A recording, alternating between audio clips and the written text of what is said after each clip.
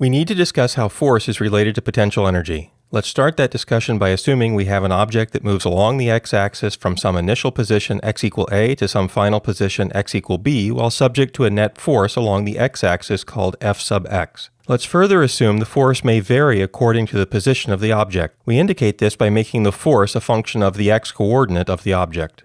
The network due to displacement in the x direction, W sub x, is computed by multiplying the force by the differential displacement dx and integrating the product from the initial position x equal a to the final position x equal b. The network in the x direction is also equal to the change in kinetic energy of the object during the move, which is 1/2 the mass of the object times the square of its velocity in the x direction at the final point, which is b, minus 1/2 the mass of the object times the square of its velocity in the x direction at the initial point, which is a.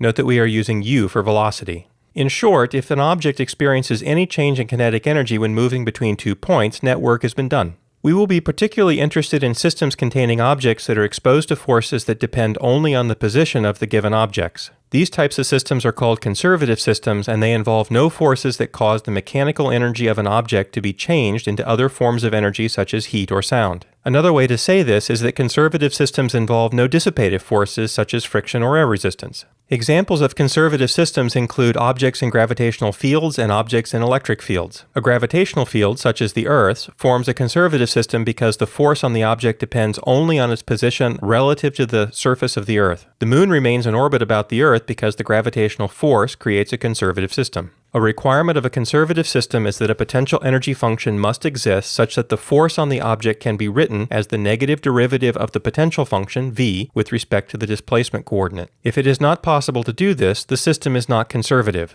Note that we are still doing all of our work in one dimension, the x direction. Because of that, the force and the potential are functions only of the coordinate x, and both have a subscript x attached to indicate that the force and potential are due to the x coordinate only. We can rearrange this expression to give the differential of potential energy equal to the negative of the force times the differential displacement. If we want to obtain the potential energy function for a macroscopic displacement rather than an infinitesimal displacement, we integrate both sides from an initial position A to a final position B. Evaluating the integral on the left gives the potential at B minus the potential at A. If we leave the right side alone, this difference is equal to the negative of the integral of the force times displacement. The quantity on the right of the equal sign is the negative of the quantity we previously defined as work. This tells us that in a conservative system, the difference in potential energy of an object between a final and initial position must be equal to the negative of the work done to move the object from the initial to the final position. This is fairly important, so let's look at that in more detail.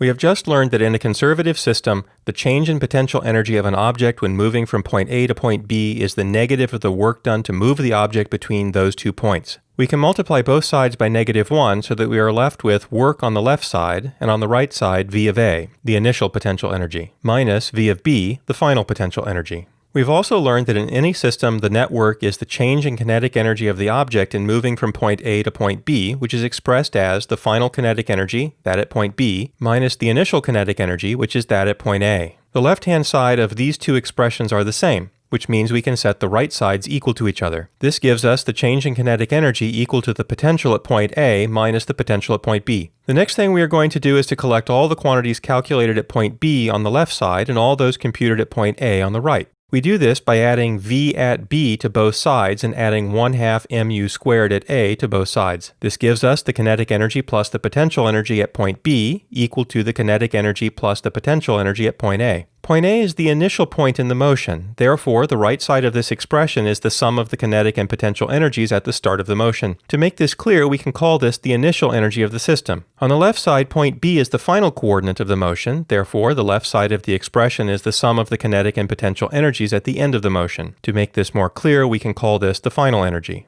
This expression is not a suggestion. It is a requirement in a conservative system. In a conservative system, the sum of the kinetic and potential energies at the end of the motion will be equal to the total kinetic and potential energy at the start of the motion. So long as the system is conservative, none of this energy will be lost to other forms of energy during the motion. This is, in fact, why conservative systems are called conservative. They conserve the total kinetic and potential energy in the system. A general way to say this is that in conservative systems, the total energy is the sum of the kinetic energy and the potential energy in the system. Or sometimes this is written as E total equals T plus V, where T is the symbol used for kinetic energy. This is true in all three dimensions. Another way to say this is that in a conservative system, energy can be exchanged between kinetic and potential energy, but the total will always remain the same. Kinetic energy can be converted to potential, and potential energy can be converted to kinetic energy. In fact, if either one decreases, the other must increase, and vice versa. It is important to understand that this is not necessarily true in non-conservative systems where kinetic or potential energy can be lost to other forms of energy. So why is this relevant? It is relevant because molecular-sized systems are conservative so long as they are not emitting or absorbing electromagnetic radiation. In other words, there is no such thing as dissipative forces, like friction, on the molecular level, which means systems of molecules or atoms are conservative. Because we will be dealing a lot with atoms and molecules, this is relevant.